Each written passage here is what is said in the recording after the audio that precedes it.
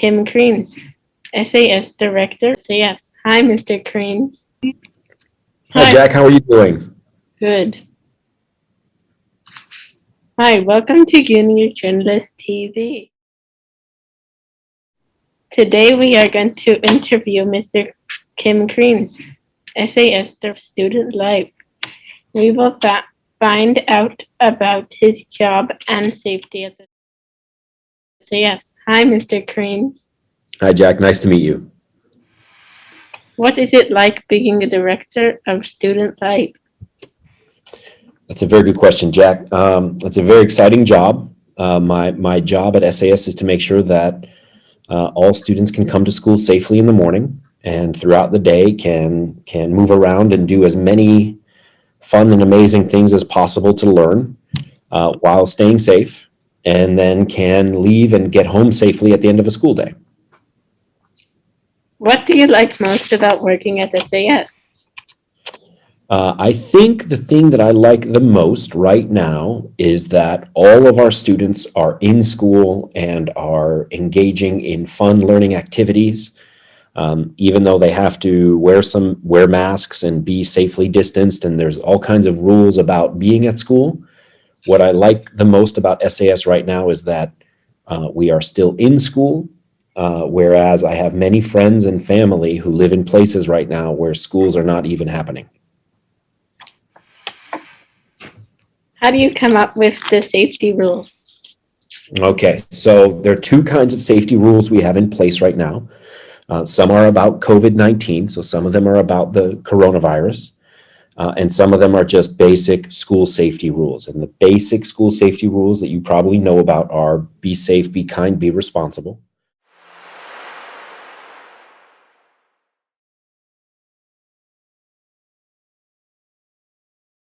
And those have come up, or those have been developed over years and years and years of not just my work, but other great people's work in the school and people's experience in other schools. Our COVID rules are actually rules that we get from the Singapore government. So the Singapore government sends us notifications, emails, or phone calls, or we get messages from them probably once every week or every 2 weeks, in which they give us updates about safe management measures updates. And we take those rules and then we make them work in our school setting here at SAS. How could we eat lunch at the cafeteria with COVID now? Okay, so this is a really specific question. So one of the challenges with lunch isn't actually the eating, but it's the amount of time it takes for all kids to get food from the cafeteria, to get seated, spaced apart safely in their tables, and to finish eating, clean up after themselves, leave in time for the next group to be able to come. And so there's a lot of moving parts to that if we don't have to keep safely distanced, and we don't have to keep track of who is around whom, which we currently do. You'll notice that in your pods of 8 in your classes. In normal times, we didn't have to keep track of that, so it was really easy just to send an entire class to the cafeteria. Now it's it's much stricter and a little bit more complicated, and because of how actually short lunch periods are, some groups don't get to go to the cafeteria, or all groups don't get to go to the cafeteria at the same time. And instead, we've staggered, or we've made a schedule of which classes can go at what time. How do you get people to listen to your rules? Oh, wow, that's a really tough question. Well, first of all, we believe that the rules that we have in place are about keeping everyone safe. And we also believe that if we can make everyone understand, or help everyone understand, how important it is that they follow the rules in order for themselves to stay safe, then we actually don't have to make anyone do anything. People will usually do it themselves because they want to stay safe themselves. So one part of it is really making sure that everyone understands why we have to do things. The second part of it is to make sure that we, from time to time, walk around and inspect or monitor that everyone is doing what they're supposed to do. And when they're not, we give students and teachers reminders to put their mask up over their nose or to make sure they spread apart in the hallway. But we still have to do some of that monitoring. And then the third thing we have to do, which is also not always super easy, is when students or teachers repeatedly make choices in which they're not being safe, is we have to talk to them individually, or we have to talk to their parents and say, you know, your son or daughter is always taking their mask off instead of keeping it on. And as a result, other kids in class are endangered. What would happen if someone in the school caught COVID? Wow, that's a good question. So we've not had, knock on wood, we've not had any students test positive for COVID yet. We have not had any teachers or other employees, staff, custodians, instructional aides, lifeguards. We've not had anybody who works at SAS test positive yet. We have had some of their household members. So we've had some students' parents test positive. We've had some teachers' partners or spouses test positive, or parents who live with them.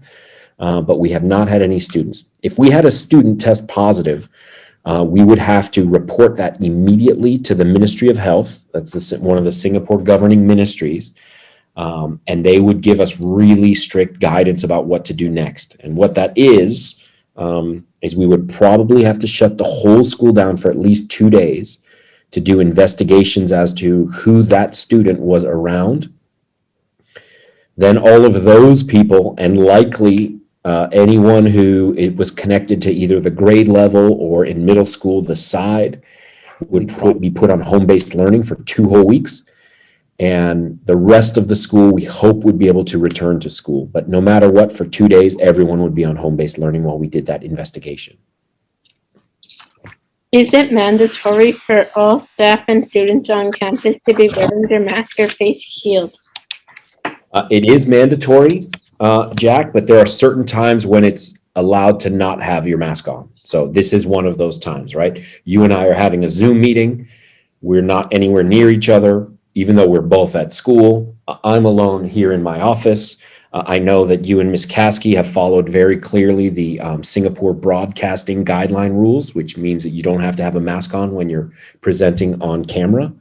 But for all other cases, we do expect students to have their mask on, and teachers to have their mask on, and employees to have their masks on at all times. Now, there are some exceptions like this one. But another one is in the high school and the middle school, when they're playing competitive sports, they're allowed to take their mask off. But generally speaking, we should not be walking around school and seeing people without their masks on. How would you know if someone caught COVID? Okay, wow, it's a good question. So first, we've asked everybody, including your parents, and we've asked students, and anytime you feel unwell, to immediately go see a doctor, to not wait to see if you can get better by yourself, or to not pretend like it's nothing and still come to work. We've asked all people to be really, really responsible for themselves and for our whole community, and to make sure that they go see medical help immediately if they're not feeling well. What will happen is, if you go to a doctor and you have certain symptoms, the doctor might recommend you to get a COVID test. When that test comes back, if that test were to say, yep, the person here has COVID, likely what would happen is, well, we believe that anybody who is an employee, a teacher, or a staff member at SAS would report to SAS, like, I have to tell you that I've been confirmed positive case. We also know that families, parents, and students and parents would also tell the school that somebody was positive, somebody had tested positive. So we would find out that way. The third way we would find out is, if you indeed test positive, or if somebody indeed tested positive, they would be put into a government run, healthcare facility, like a hospital or a quarantine clinic. And as part of the contact tracing exercise for that person, they would tell the school like, hey, we have someone here who has been at your school who tested positive. So we would find out really quickly from one of three ways. I noticed that I have to stay in my zone during recess. Why is that? Well, it's Jack, it's not because we don't want you to have fun. We totally want you to have as much fun as possible at recess. But we also know that one of the requirements for our safe management measures is called reduced intermingling, which means that we have to do our very best as a school to make sure that you get really close to as few students as possible. And the way we can manage that at recess is by saying, all right, Jack and 7 other students from his class, you're going to be playing in this zone for the whole time at recess today. And that way we'll know that you haven't intermixed with kids from a different class who are in a different zone. Because I know that students, like let's say if all of 4th grade has recess at the same time, but those students can't intermix with each other. They're supposed to only intermix with the 8 kids from their class. And the easiest way for us to manage that is by keeping people in an assigned zone. What's the reason we can't hang out in the library? Yeah, so it's similar to that, what I just said, right? Which would be that, you know, we love for you to read books. We want you to go to the library. We want you to be interested in picking out new books. And we would love for you to be able to mix with all of your friends or all other kids who you may not even know that are your friends, but who also are interested in reading. But the reality is, as our requirement for the Ministry of Health is to limit the amount of intermingling our students do, we can't put them in big, wide open spaces like the library usually is when the books are not all over the place, and allow them to move around freely. So even if we could put you in the library, we'd have to put you in a really specific zone. And we know that all your books aren't in the same zone as the other kids in your group. And so for some kids, it wouldn't be fair to be stuck to that zone, while for other kids, it might be perfect because this is where all the books are that I love. And so what we've chosen to do with the library instead is to take groups of kids to the library when it's library time, allow them to walk around, pick the books they want, have them leave, and then bring another group to the library. Right now, we can't buy snacks before after school activity. Why is that, and could that change? That could change, Jack. It's one of the things that we're looking at, trying to find a way to execute the process of lining up, picking your food, paying for it, to make that faster and to make it such that it's easier to spread out. Because as you know, when you're in those lines, when you're in the queue for the cafeteria, sometimes you're right up against other students, right? You're almost touching them. And so we need to find a way to be able to spread those lines out, the queue of students out, and still get everybody to get their food fast enough that you're not late for the start of your activity. And so we're trying to find ways to speed that up, including adding more cafeteria lines, possibly more queues. Alternatively, another option that we're looking at is allowing certain kids from certain activities to do it, to get food on certain days, so to diminish the total number of kids in the crowd. But our fear is that if we just allowed it, number one, there would be so many students that got into the queue that kids would be standing on top of each other. And secondly, that the cafeteria staff may not be able to get all the food out to everybody fast enough that kids would all be late for their activity. Is there anything else you would like to share about safety at the SAS? Yeah, I think there's 2 things I would like to share with you, Jack, and all your listeners or all your viewers.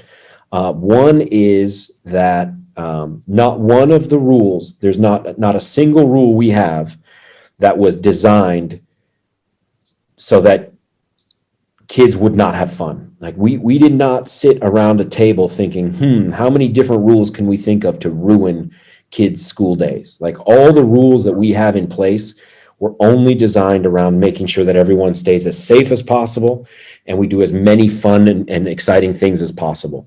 And so even though it seems like the school is not fun at all compared to what it used to be like, that was not our intent at all. And so the first thing I would like everyone to know is, like, we really are trying our best to make sure we're staying safe, and within those freedom, or in those restrictions of safety, giving kids as much freedom and choice as possible.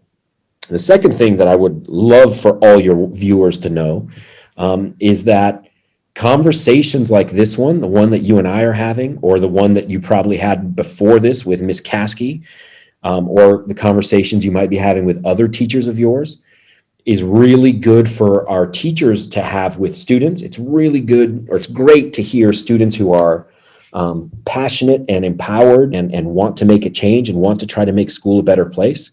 And we love working alongside students on things, projects like this, instead of making choices and decisions to students and having them not say a word about it. So I would say that the more questions, or the more ideas, or the more thinking that you have, you need to absolutely share it with your classroom teachers and your PE teachers and your art teachers and your music teachers. I happen to know who your music teacher is.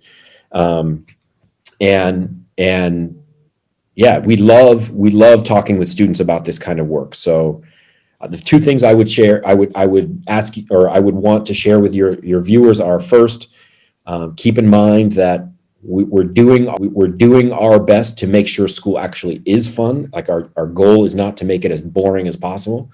And the second one is to keep engaging in this conversation, keep asking tough questions, keep bringing your ideas forward, because the more ideas you bring and the more questions you ask, the more we'll be forced to think about problems in a way that we normally don't.